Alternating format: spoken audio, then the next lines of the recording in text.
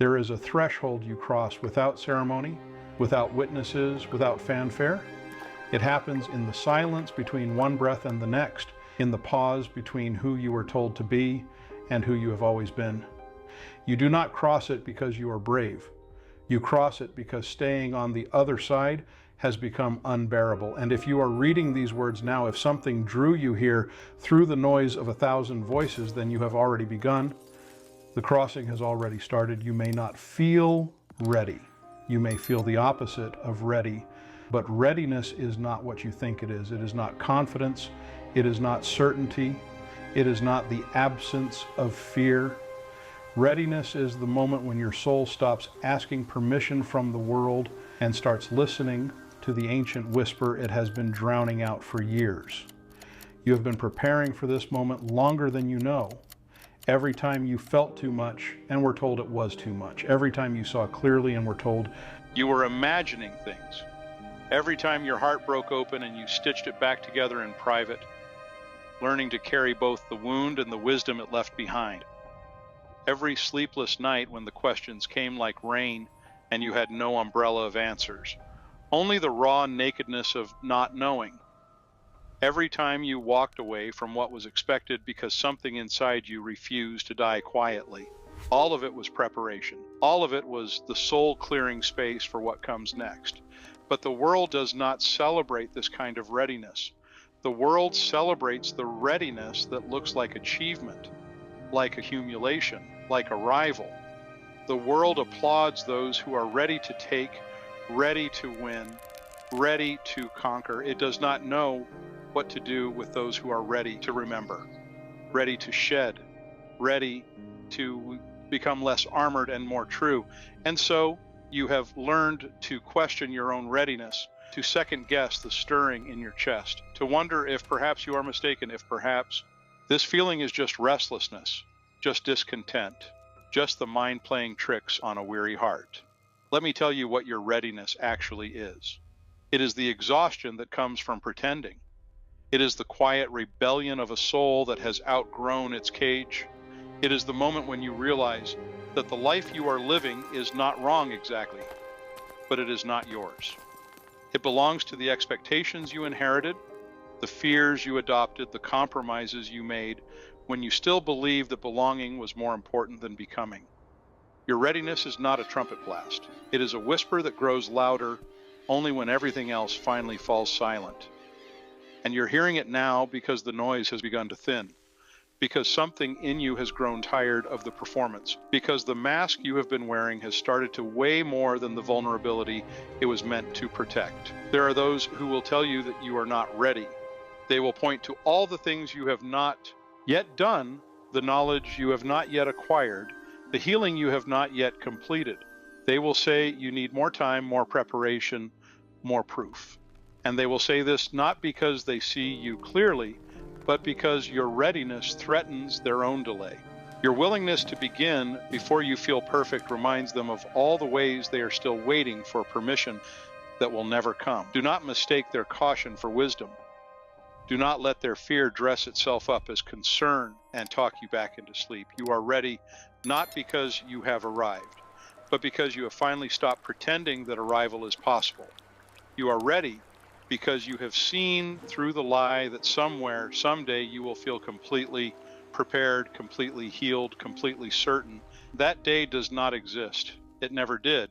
It was always a story sold to keep you waiting, keep you small, keep you from the only moment that ever mattered, which is this one, right here, right now, with all your imperfections still intact, with all your questions still unanswered, with all your wounds still learning how to breathe.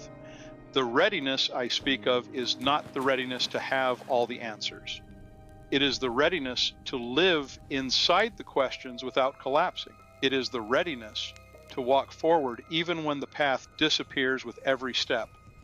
It is the readiness to trust that the soul knows things the mind cannot yet see, that the heart hears music the ears have not yet caught, that the body remembers what the calendar has tried to erase. Your readiness is the willingness to be led by something you cannot name towards something you cannot yet imagine. And that terrifies the part of you that still believes safety comes from control. But you have already left safety behind, whether you realize it or not. The moment you started asking the real questions, the dangerous questions, the questions that do not have comfortable answers, you stepped out of the fortified city and into the wilderness. The moment you stopped accepting the explanations that once satisfied you, you became a wanderer. The moment you felt the stirring of something ancient and indefinable and refused to medicate it away, refused to distract yourself back into numbness, you crossed over. You may still be standing in the same place, doing the same things, but you are not the same, and the world you once knew no longer fits the shape of your soul. This is what readiness looks like. It looks like homesickness for a home you have never seen. It looks like restlessness that cannot be soothed by comfort. It looks like a question that will not stop asking itself, no matter how many answers you pile on top of it. It looks like the unbearable ache of being alive in a way that most people have agreed not to be. It looks like you, right now, reading these words and feeling something shift, something recognize itself, something say yes without knowing what it is saying yes to. There is a part of you that has been waiting for a sign, for a signal, for some external validation that it is time. Let these words be that sign if you need one. But know that the real sign has always been internal. It has been the tightness in your chest when you lie. It has been the tears that come for no reason and every reason.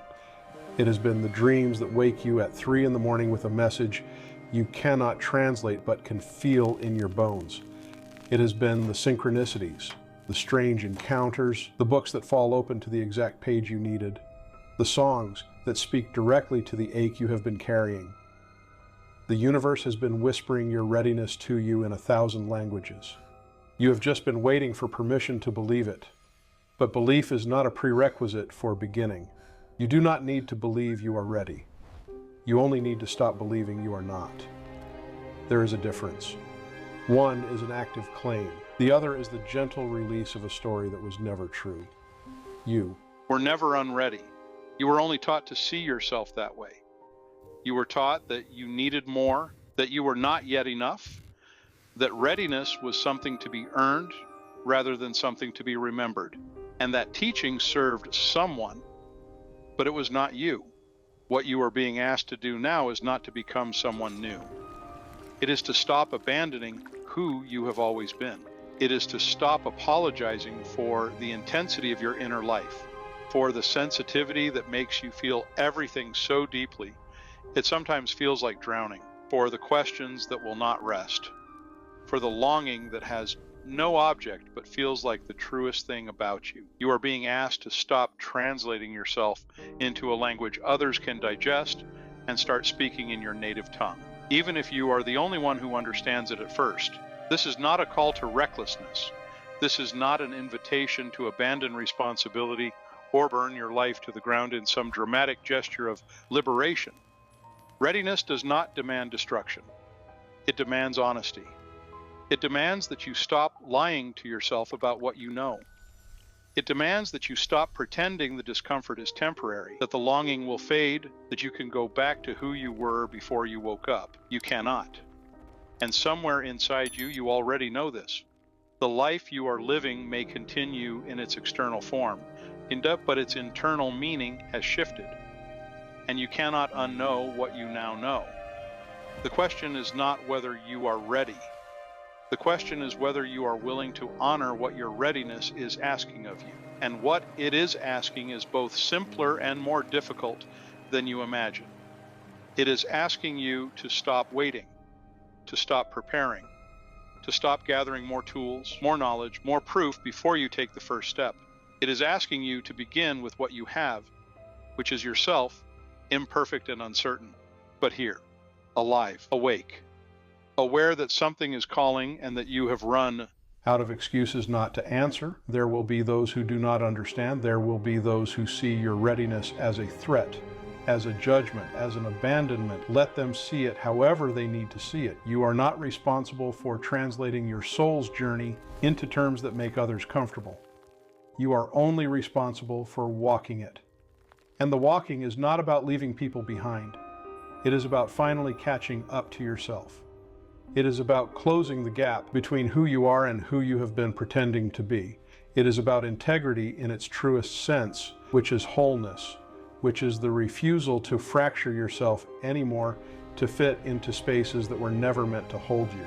And then you realize the fear was never about not being ready. It was about being ready and still choosing to wait. It was about knowing you could begin and finding every reason not to. It was about the terrifying responsibility of stepping into your own life, your own voice, your own purpose, without the buffer of someday, without the safety of not yet. Because once you admit you are ready, you can no longer hide behind the excuse of preparation. You can no longer delay. You can no longer blame circumstances, other people, timing. You are left with only yourself and the choice to honor what you know or to betray it one more time. But here is the truth you have been circling. The betrayal has become more painful than the risk. The cost of staying has finally exceeded the cost of leaving. Not leaving places or people necessarily, but leaving behind the story of yourself that no longer fits. And that is why you are ready. Because you have reached the point where the pain of remaining the same is greater than the pain of transformation. And transformation is painful. Make no mistake, it will ask you to let go of things you thought were essential. It will ask you to walk through fire and come out changed. It will ask you to disappoint people who loved the version of you that was easier to understand, but it will also give you back to yourself. It will restore the parts of you that you buried to survive. It will return your voice, your vision, your vitality. It will remind you what it feels like to be aligned, to move through the world as a whole person rather than a collection of fragmented roles and performances. And that wholeness, that integration, that sense of finally coming home to yourself after years of exile is worth every uncomfortable conversation, every uncertain step, every moment of not knowing what comes next. You are seeing this because you are ready, not ready to have it all figured out. Ready to stop pretending you need to have it all figured out. Ready to trust the process of becoming even when you cannot see the destination. Ready to listen to the whisper that has been drowned out by the shouting. Ready to honor the stirring that has been dismissed as impractical, unrealistic, indulgent. Ready to bet on yourself in a way you never have before, not because you believe you will succeed in some measurable external way, but because you finally understand that the real success is in the choosing, in the willingness to show up for your own life, in the courage to let your soul lead, even when it leads you into uncertainty. The soul does not wait for perfect conditions. It does not wait for all fears to subside, for all doubts to be resolved, for all obstacles to be removed. It waits only for your willingness to listen. And you have been listening. Perhaps not continuously, perhaps not perfectly, but enough. Enough to feel the stirring, enough to recognize that something is calling, enough to know that you can no longer ignore it and remain intact. That is readiness. That is the only readiness that matters. So if you are seeing this, if these words have found you in the infinite scroll of distraction and noise, then receive them as confirmation of what you already know. You are ready. The life that is waiting for you is not some distant dream. It is right here on the other side of your willingness to claim it. It will not look like you imagined. It will be harder in some ways, easier in others, and infinitely more real than the life you have been living in the gap between who you are and who you pretend to be. Step into it. Not because you feel confident, not because you have all the answers, but because your soul has been ready for longer than you know, and it is finally time to catch up. The soul remembers when the noise